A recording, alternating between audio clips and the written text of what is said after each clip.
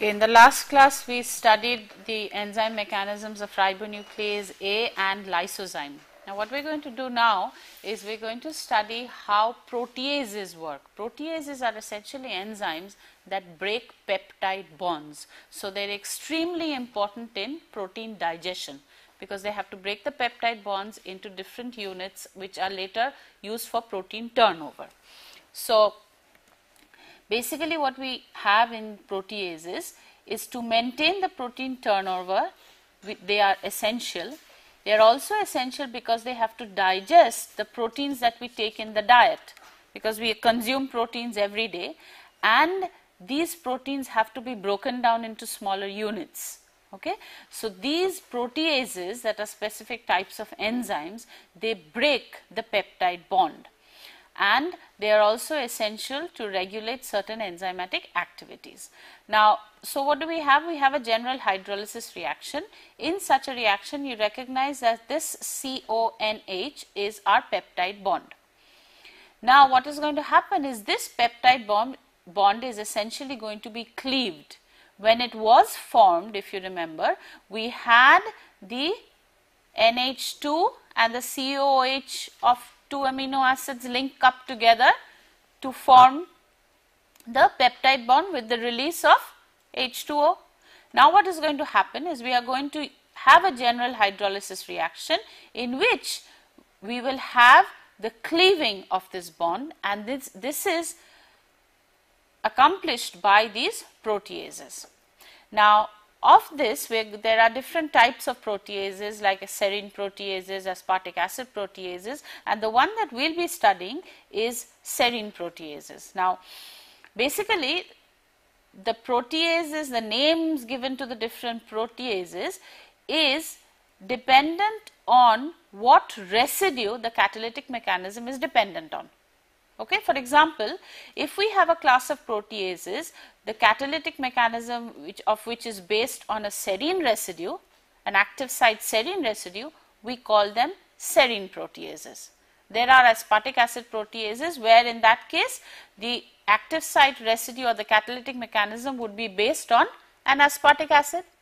So the serine proteases basically include trypsin, chymotrypsin, elastase and so on, the other ones that I have listed here.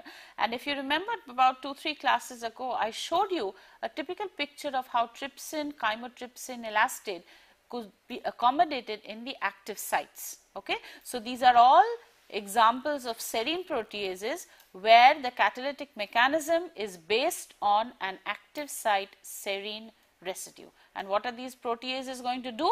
They are going to cleave the peptide bond, and we will see exactly how it cleaves the peptide bond. And again, what do we have to remember? The enzyme has to get back to where it started from because it has to go on to cleave another peptide. Okay, so what do we have?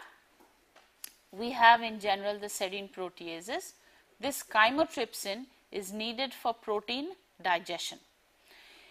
It selectively cleaves, this you have to be careful of, at the carboxyl side, not at the amine side. Okay, you know that an amino acid has two sides to it. One is the amine side and one is the carboxyl side. Okay, this chymotrypsin will cleave at the carboxyl side of bulky hydrophobic amino acids. Okay, so usually it cleaves at the aromatic side chains and also methionine. Okay, so this is where it cleaves. So what do we have? We have an N term. What is this? This is the N terminal of the protein. These R1 and R2 are the residues, the side chain groups of the polypeptide chain, and the CO and N would be the peptide bond. And what are we going to have? We are going to have a cleavage. A cleavage where the cleavage is going to be at the carboxyl side. So this is where the cleavage is going to occur, provided R1 is what? A bulky hydrophobic residue. Is that clear? So if R1 is a hydrophobic residue, then the cleavage will occur here. okay, not on the other side. It occurs at the carboxyl side of the hydrophobic group. Okay. So, if this is R1, it is going to occur on towards the C terminal end of the polypeptide chain. Now, chymotrypsin is a serine protease. What does it mean? It means that the active site contains a specific serine residue that takes an active part in the catalytic mechanism of this protein. Okay, so chymotrypsin is basically, it's also a protein.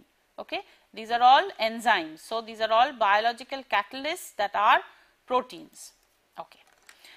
Now, in this case, we will go in the mechanism in pretty much detail, but for now what we need to know is the serine that makes chymotrypsin a serine protease is serine 195. Okay. So, serine 195 is the serine that is part of the active site of chymotrypsin that is involved in the catalytic mechanism, and this we will go in detail because now we have this linked up together, and obviously this cannot go back to form or cleave another peptide. So, essentially what is happening in here is we have a cleavage of the peptide group. Now, which one is the hydrophobic group here? Which amino acid is the hydrophobic group in this case? We have two amino acids here, and you recognize this is R1, that is R2. So, which is our hydrophobic residue? Because chymotrypsin is going to cleave after the hydrophobic residue. So, R1 is the hydrophobic residue. What is the order of the polypeptide chain here? Is it from left to right or is it from right to left? Why is it from right to left? Because we have to remember that this CO is actually the end of the amino acid. When it links, you always start from the N terminal. The N terminal of the chain that we have drawn here is this side. That is the carboxylic end, right? Because we have the NH, the C or the R2 linked, and then will be the CO of this group. So, if the cleavage of this peptide bond is occurring, it means that R1 is the hydrophobic amino acid bulky group, after which the carboxylic group here, and this is where the cleavage occurs. Okay. So, and what is the important residue here? Serine 195. Okay. Now, let us go in detail. What happens here is we have three important residues. These three are histidine 57, serine 195 and aspartic acid 102. Okay. You see the aspartic acid here, COO. This is histidine. What is histidine? You have two nitrogens, there is an H attached here, and this is the serine. What is the side chain for serine? OH. Okay. So, this is just the schematic, and these ball and stick models show you which residues are important. So, what do we have here? We have serine 195, histidine 57 and aspartic acid 102. Again, chymotrypsin cleaves after hydrophobic aromatic residues, usually tyrosine, phenylalanine and tryptophan, and sometimes methionine. The active site of chymotrypsin contains three conserved residues. It means it contains these three residues. Conserved means it is the same for practically all species. Okay. So, we have histidine 57, aspartic acid 102 and serine 195. And the catalytic strategy in this case is to form a covalent intermediate. But we have to remember that this covalent intermediate has to be broken into, because we have to get the serine back to where it is. So, what are the steps involved? Okay, I am going to go through this quite slowly, but I want you to follow the mechanism because it is extremely interesting. Now, the first thing that we have to know is what is important about the three particular residues that are part of this. Now, these three residues are known as a catalytic triad. Okay? In the serine proteases, we have a catalytic triad that is composed of a histidine, a serine and an aspartic acid. Okay? Now, so each of these residues in the triad is going to have a specific role. Okay? And this is what we have to understand.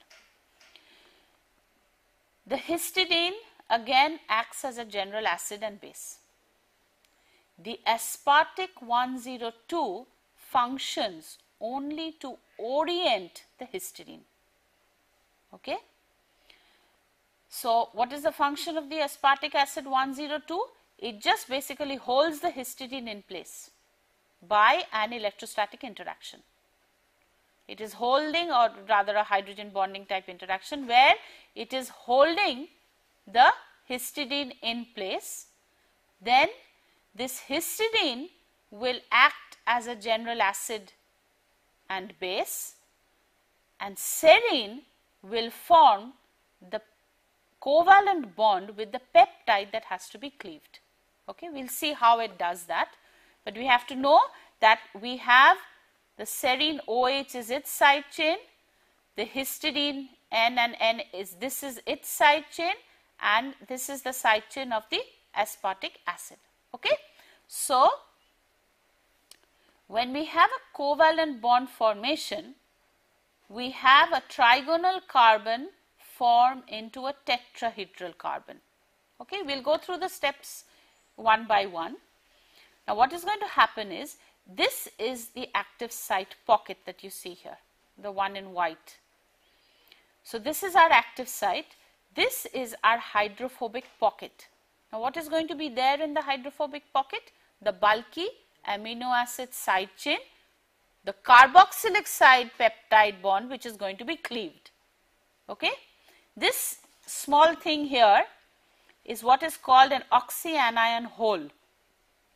We will see why that is called an oxyanion hole, and there are two other residues, well rather the NH of the serine and an NH of the glycine that helps in stabilizing the oxyanion. Okay? We will go step by step into seeing how that occurs. So, what do we have? This is our substrate. What is a substrate? The substrate is a polypeptide chain. It is nothing but a polypeptide chain, and the protease, in this case a serine protease, is going to cleave a peptide bond. Which bond is it going to cleave? It is going to cleave this particular bond, because this is at the carboxylate side of the hydrophobic residue. Is that clear? Okay. So, what do we have? This is the amino terminal, and you now recognize this. This is the NH, the CH, and this is the side chain attached to the CH. This is the carboxylic group. This is the NH of which one? Of R1.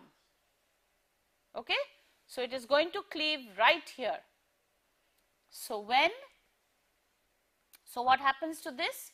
This is going to fit into the hydrophobic pocket. Okay. Once it fits into the hydrophobic pocket, we will see how these groups will act in their different roles into cleaving this, chopping this up. And this, as I mentioned, is called a catalytic triad: the histidine, the aspartic acid, that is supposed to be aspartic acid, and serine. Okay. So, here is our polypeptide chain inside the active site. Okay. Now, what is going to happen? The first thing that is going to happen is this histidine 57 is going to abstract the proton from serine. Okay. So, after this abstraction, there is an ion at the serine side chain. What is this going to do? This is going to attack the peptide carbonyl group, and we have an acyl intermediate formed. What is an acyl intermediate? An OCO group. Okay. So, what do we have? Let us go through this once more. We have the histidine that we know. What can the histidine act as? It can act as a general acid and a general base. What is it acting as here? It is abstracting the H from serine, and the serine now forms an alkoxide ion that is generated by the interaction with histidine 57. The ion attacks the peptide carbonyl group, forming what is called an acyl enzyme, and we have an O minus formed here. So, what is happening is this O, after the abstraction of the H to the histidine, forms an O minus that sits in this oxyanion hole and is stabilized by the NH of glycine 193 and serine 195. So, this is our first step. What has been formed now? In the first step, we have linked the enzyme with the polypeptide chain. Okay. So, now there is a direct covalent link between the polypeptide chain through serine 195 to the carboxylic group of the peptide bond that is going to be cleaved. So, this is a direct linkage. Okay. So, what do we have? This is our linkage. What did serine 195 do? It linked with the carbonyl group. How? After the H was abstracted from serine. The H that is marked in red here originally belonged to serine, right? If we go back to the previous step, this is the OH that originally was belonging to serine. What has happened? Histidine has taken up this H. In the event, what has happened is this alkoxide ion that has been generated attacks the carbonyl, which becomes O minus. The O minus is stabilized by the NH groups of glycine 193 and serine 195. Now, what do we have to do? We have to cleave the peptide bond. Now, what happens is this O minus that was sitting in the oxyanion hole goes back to form the C double bond O. This now is cleaved. What does this do? This takes up the hydrogen that was originally on serine. And what does it form? NH2. What is this? This is the amino terminal of the product that is being formed. Because we have a cleavage of the peptide bond here, you are going to have a carboxyl terminal and you are going to have an amine terminal. So, this H that had been abstracted by histidine 57 from serine 195 into forming this intermediate is now part of the first product, which is the amine part, amino part of the amine terminal part of the part that is leaving, right. So, what do we have? We have the amine part of the polypeptide chain forming the product that is cleaved off. but we still have a covalent linkage with serine, right? Serine or the enzyme is still linked to the other part of the polypeptide chain. Now we have to remove that. So basically the amino leaving group is protonated by histidine. So what is histidine acting now as? It is acting as an acid, because it is protonating this. Initially it acted as a base in taking up the H from, where did it get the H from? From the serine.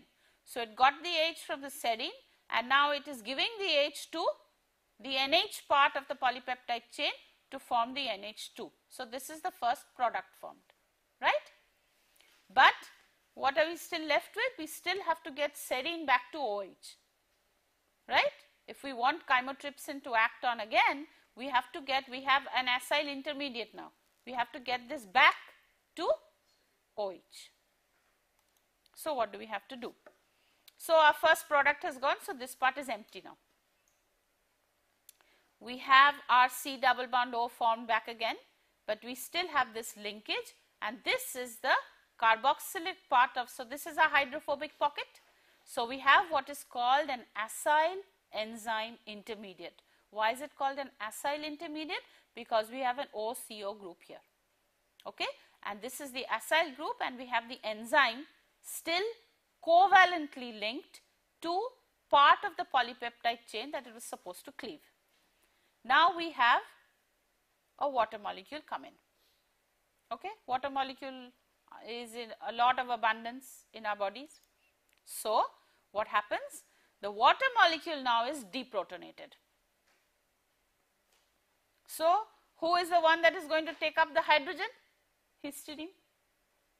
So histidine then will take up the hydrogen from water.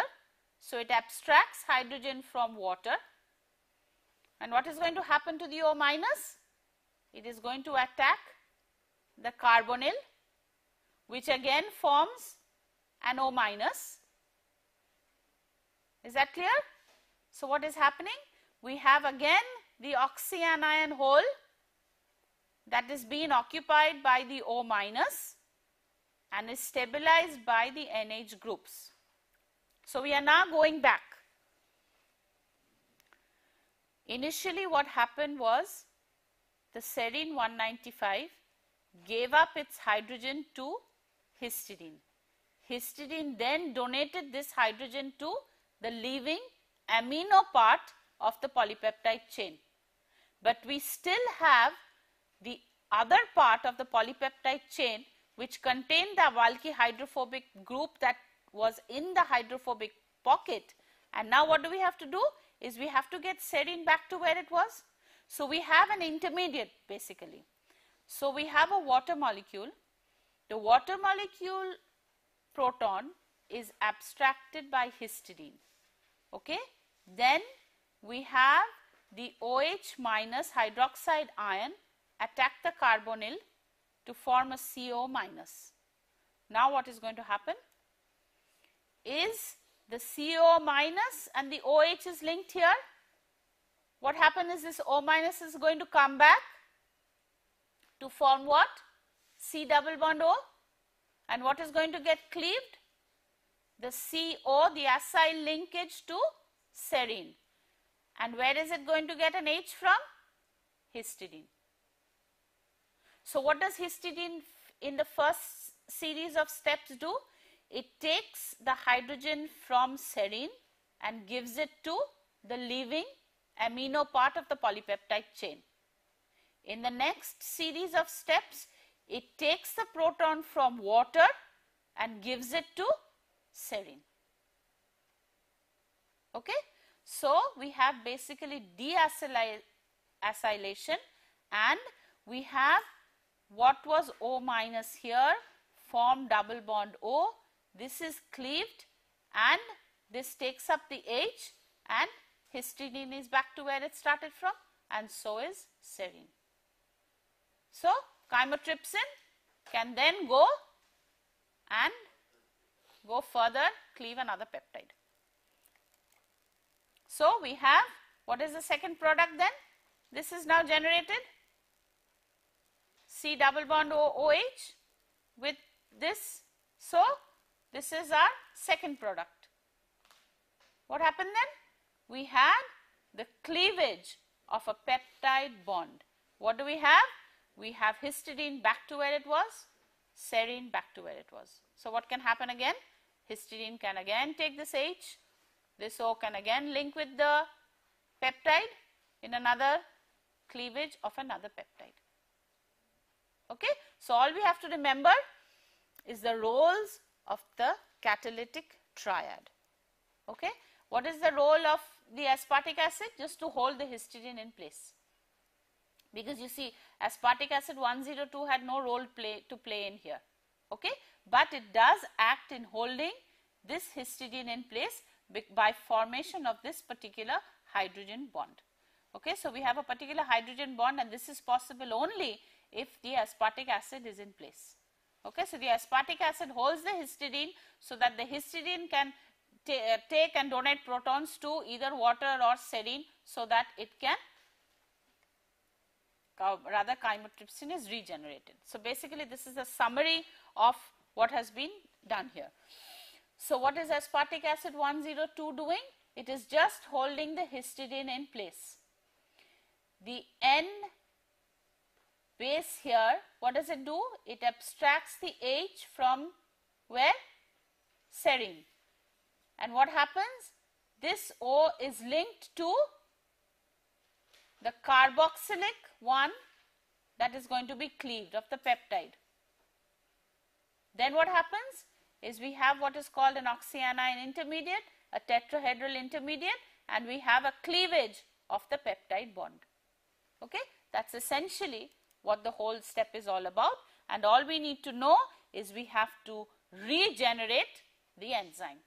Regenerating the enzyme means the histidine usually reverses its role into, but in this case it is doing its role twice. It is taking up H from serine, giving it to the leaving part that had the amino group to it. It is donating the H from the serine to that. Then in the next step, what does it do? It takes H from water and gives it to serine. So, we have now our catalytic triad back in place to form the active enzyme. Now, chymotrypsin can also cleave ester linkages. Now, this is usually done as an experiment. It does not have any biological relevance as such, but we can have like a colorless entity like paranitrophenyl acetate form paranitrophenolate that will tell you how active your enzyme actually is. Okay, so this would be an enzymatic general reaction that could be conducted. Okay, where we have a convenient way of studying the reaction as to how it can cleave a ester linkage. Okay, so what do we have? We have other serine proteases. Chymotrypsin, where does it cut? It cuts next to hydrophobic groups. What do we mean by cut? Means it chops up the polypeptide chain. That's essentially what it's doing. It's chopping up the polypeptide chain. Trypsin will cut next to arginine and lysine. So, it is cutting or it is cleaving after basic amino acid residues. Why is that? Because its active site is such that it will fit basic amino acid residues, and it has a specially very carefully positioned aspartic acid that is going to form a covalent link, form a electrostatic interaction with the arginine and the lysine, so that it sits in the active site. Elastase cuts next to valine and threonine. Okay? So, and another thing that we have to remember for trypsin is that it will cleave arginine and lysine provided it is not followed by a proline. Okay? So, if we have arginine and proline, why do you think so? Because it is going to distort the polypeptide chain. So, it will not fit into the active site, as simple as that. If it cannot fit into the active site, it cannot be cleaved. Okay? what else can we do now? Okay, so we studied about the different enzymatic mechanisms. Okay, what we studied was, we studied our ribonuclease A,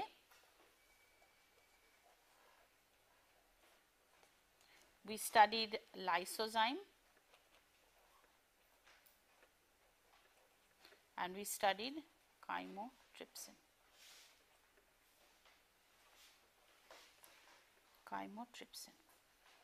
Chymotrypsin is a serine protease. What does that mean?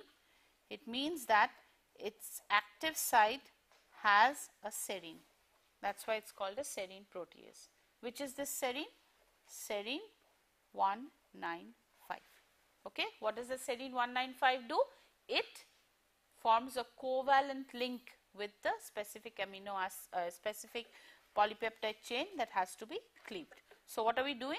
Is we are cleaving a peptide bond, right? We are cleaving a peptide bond only if this group attached is what? What type of group has to be attached here? A bulky hydrophobic group. Okay. So when we have chymotrypsin, we have a particular type of breakage. When we have trypsin, we will have also, trypsin is also a protease, it is also a serine protease, but it will cleave only if this is lysine or arginine. We have elastase, which is also a serine protease, it will cleave after valine and threonine. Okay? So these are used a lot in amino acid analysis. We will see amino acid or peptide sequence determination. We will see how we can do that. Valine, threonine. Okay. So now we have our protein sequence. We know that we have these amino acids linked together. We know that if we are going to use trypsin, it is going to cleave at a specific point. We know that if we have elastase, it is going to cleave at some other point. We know that if we have chymotrypsin, we are going to cleave at some other point. Okay? So based on that, we can figure out, we can use this very cleverly to figure out what the sequence of our amino acid polypeptide chain is. Okay? So we are going to see how we can actually do that. It's like a puzzle. Okay? So what do we have here? So if we want to look at the amino acid composition, okay, we can have a peptide.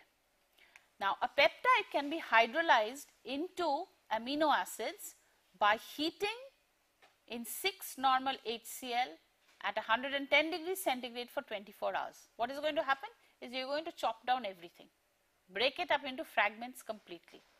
But this will not tell you in what order they are, right? It will just give you an overall identification where you can then separate them by what is called chromatography and figure out how many of each you have, how many alanines, how many glycines, how many aspartic acids, how many glutamic acids, and so on and so forth.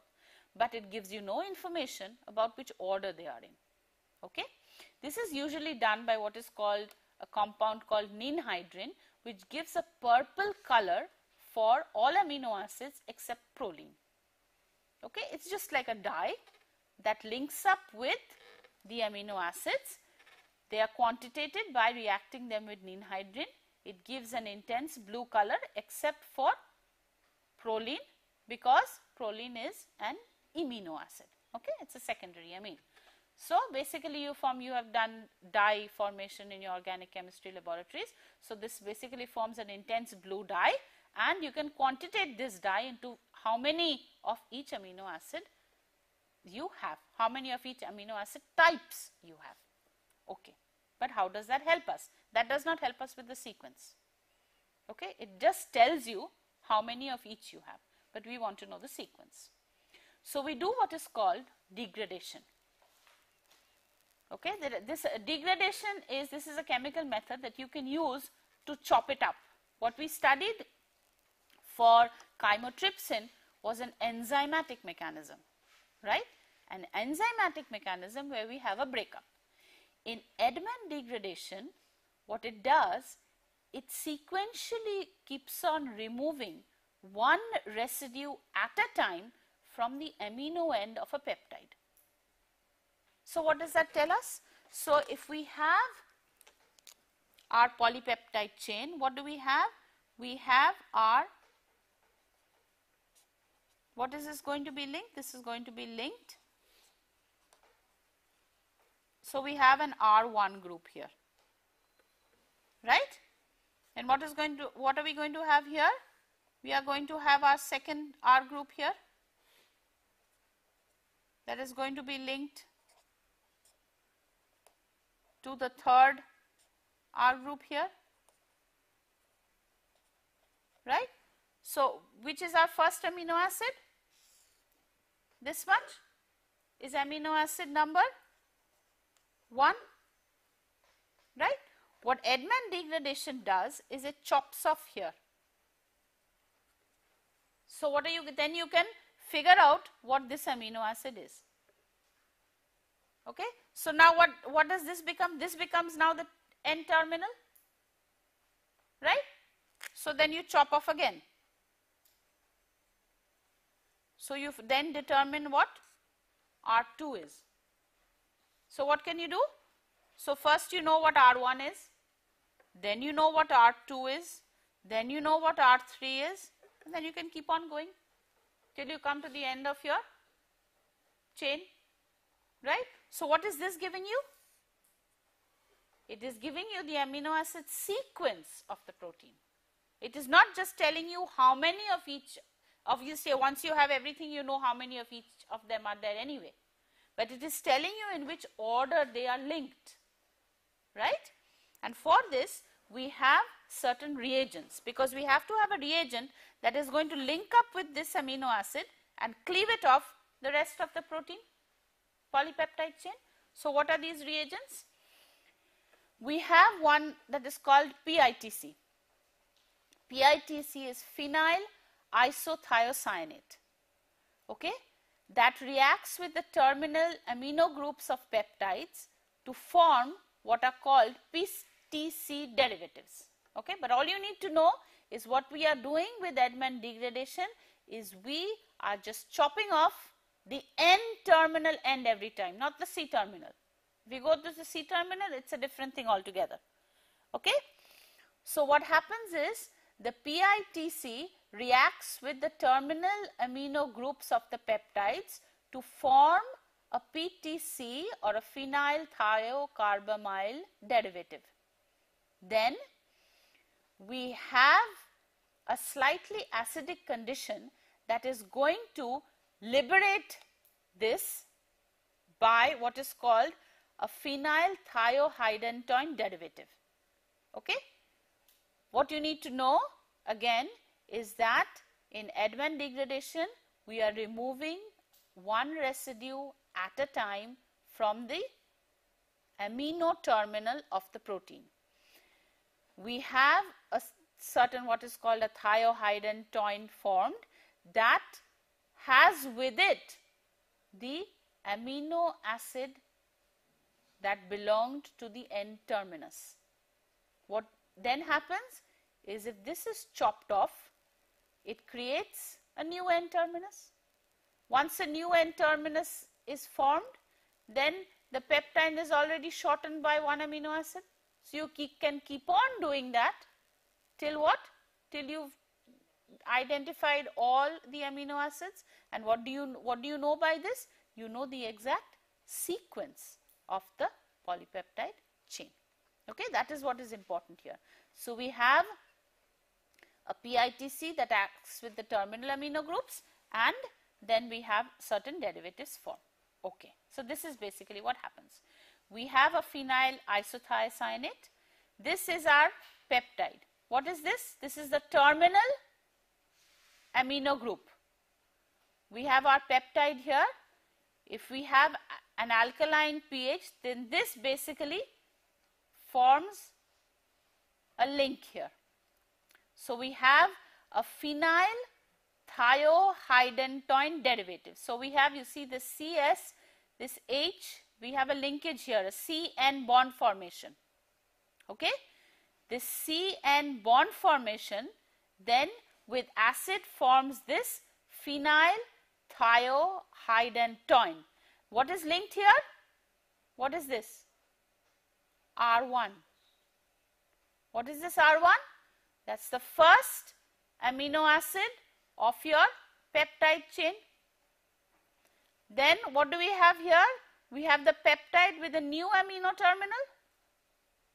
What does this do? This can then go through another series of another cycle basically.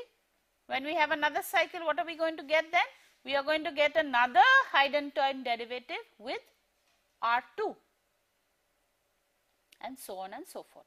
So, essentially in Edman degradation, we have a phenyl isothiocyanate interact with the amino terminal of a peptide chain, and what happens is we have the cleavage of the peptide into forming a new amino terminus, and we have a cyclic phenyl thiohydantoid derivative which has linked to it the first amino acid that happened to be part of the original polypeptide chain.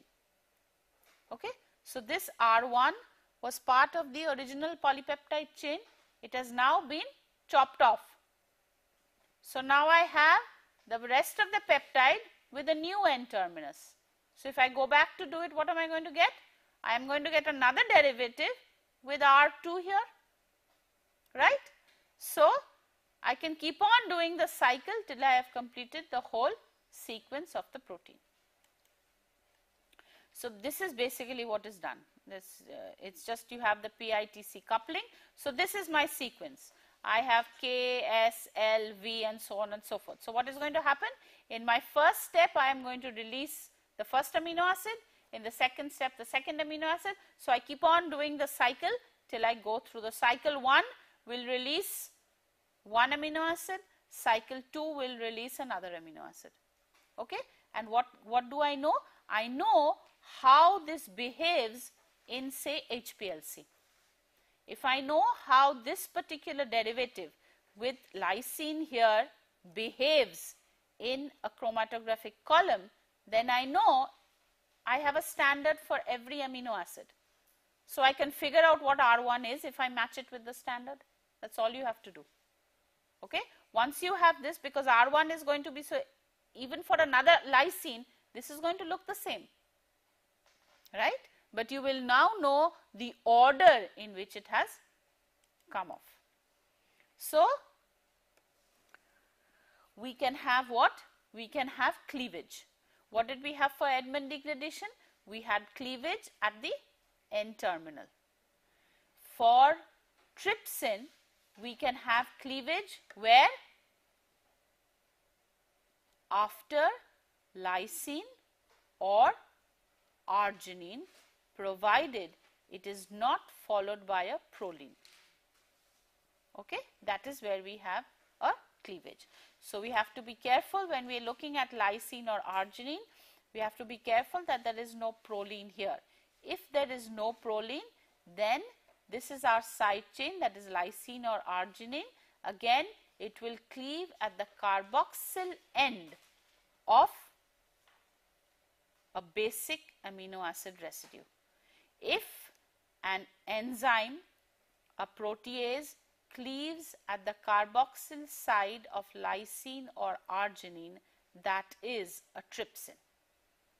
If this were a bulky residue and it cleaved at the carboxylic bulky hydrophobic, it would be chymotrypsin. Okay? Because you have to understand each of these enzymes are extremely specific in the way they work. Okay? So, what we can have is we can have another type which I have printed out here, where we can figure out how we can actually form smaller peptides. by overlapping sequences. What can we do is, this for example is cyanogen bromide. Now in cyanogen bromide cleaves after methionine residues. Okay? So there are certain things that we have to remember. So we have cyanogen bromide that cleaves after a methionine residue. So what happens in this case, what you need to know, I have just given the mechanism here, but that is not important. What we need to know is that a certain lactone is formed. So we have the formation of a lactone. The lactone is formed where the methionine residue was in the polypeptide chain. What does that mean? It means that if you had a valine and a glycine followed by an alanine, a methionine, a leucine and a proline, then if you treated this with cyanogen bromide, you would have a cleavage at this point here. Okay? And what would happen is the side chain of the methionine group would go and link up with the cyanogen bromide. Okay? So what you are actually left with is a VGA lactone plus a leucine and a proline. Is that clear? Okay, let's just go through it once more. What I'm saying is that when we have a lactone formation, so what we have is we have our polypeptide chain, which is VGAMLP. If I use Edman degradation, what will I get from Edman degradation here? The first amino acid I will get is V. If I do Edman's method. If I treat this with cyanogen bromide, I am going to have cyanogen bromide act here, and what I am going to get is, since the methionine is going to interact with the cyanogen bromide, I am going to be left with a VGA lactone and LP. So after treatment of this particular polypeptide or this particular peptide with CNBR, if I am left with a VGA lactone and LP, then I know that my original sequence was VGAMLP.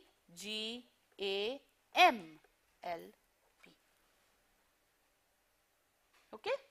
Because I know. So now if I tell you that I have a particular sequence that is VGAMLP, I know that I treat it with CNBR, I am going to get a VGA lactone and LP. If I do Edman's degradation, I am going to figure out which one is the amino terminus of the peptide chain. Okay? So this gives us a way to actually fragment out the polypeptide chain. What do I mean by that? I mean that if I have a long chain now, I can either use an enzymatic cleavage or I can use a chemical cleavage. What is that? If we get back to the slides here, I can have a chemical cleavage where I can have cyanogen bromide, which will cleave on the carboxyl side of methionine residues. I can have iodosobenzoate that is going to cleave on the carboxyl side of tryptophan residues, and the useful thing here is that since proteins do not have many methionine, tryptophan or cysteine residues, it is easier for you to get fragments. So, say you have a protein, for example, let us look at ribonuclease A. It has 8 cysteine residues. Okay. So, if we know that it has 4 disulfide linkages, so I can reduce the disulfide linkages, and what can I do is I can get the long chain, but then if I use this particular reagent to chop off at the cysteine residues, where on the amino side of the cysteine residues, then I will get fragments, say of the length 20, 50 or something like that. You understand that, but if I do Edman degradation, I will get just one amino acid and 123 on the other side. But it would be smarter if I cleaved off with some other reagent and then try to do my sequencing of the shorter fragments that I now get. It is going to be an easier job. I can also use enzymatic cleavage. For the enzymatic cleavage, what do we need to know? We know that trypsin will cleave on the carboxyl side of lysine and arginine. Chymotrypsil will cleave on the carboxyl side of aromatic residues. Okay? So, how can we use this information to figure out what we can do with the amino acid sequences of proteins into determining how this utilization of the chemical cleavage and the enzymatic cleavage will lead us to the polypeptide chain. Okay. So, this is the information we need. What do we need? We need to know that chymotrypsin hydrolyzes the peptide bonds that follow large hydrophobic amino acids. What are they? Phenylalanine, tyrosine, tryptophan. We need to know that trypsin will hydrolyze peptide bonds that follow positively charged residues, that is lysine and arginine, if the next residue is not proline. Another enzyme, carboxypeptidase, will tell us what the C-terminal amino acid is. Pepsin will cleave if the following amino acid is leucine, phenylalanine, tryptophan and tyrosine. So, where is pepsin cleaving? Only if the following amino acid is either leucine, phenylalanine, tryptophan or tyrosine. Okay? Thermolysin. Now you see these are all enzymatic cleavages. Thermolysin will cleave if the following amino acid is isoleucine, methionine, phenylalanine, tryptophan, tyrosine, valine. Okay? So, we have isoleucine, methionine, phenylalanine, tryptophan, tyrosine, valine for thermolysin. For pepsin, we have leucine, phenylalanine, tryptophan, tyrosine. For carboxypeptidase, it will tell you the C-terminal. How will I know the N-terminal? Edman degradation. After I cleave my sequence with trypsin, I will know there will be a lysine or an arginine that was present. Then I have chymotrypsin. Okay? So, I have a small problem for you where you can determine the sequence of a pentapeptide. What is a pentapeptide? It just has 5 amino acids. So, what are these 5 amino acids? There are 2 arginines, 1 glycine, 1 leucine and 1 tyrosine. Reaction of the pentapeptide. FDNB is another reagent that will tell you what the N-terminal is, just like Edman degradation. Okay? So the Edman degradation method tells you that the first amino acid is L. If you digest the peptide with pepsin, you will get L and a tetrapeptide. You know it is a pentapeptide. So you have 1, 2, 3, 4, 5. Digestion of the pentapeptide with trypsin gives you free R and a tetrapeptide. What you have to figure out is the sequence of the pentapeptide. You know that this is L, and you know that there are 2 R's, 1 G, so there are 2 R's, 1 G, 1 L and 1 Y. You just got to fit these in the correct boxes. Okay? We will discuss this in the next class where I will give you more peptide sequences to solve. Thank you.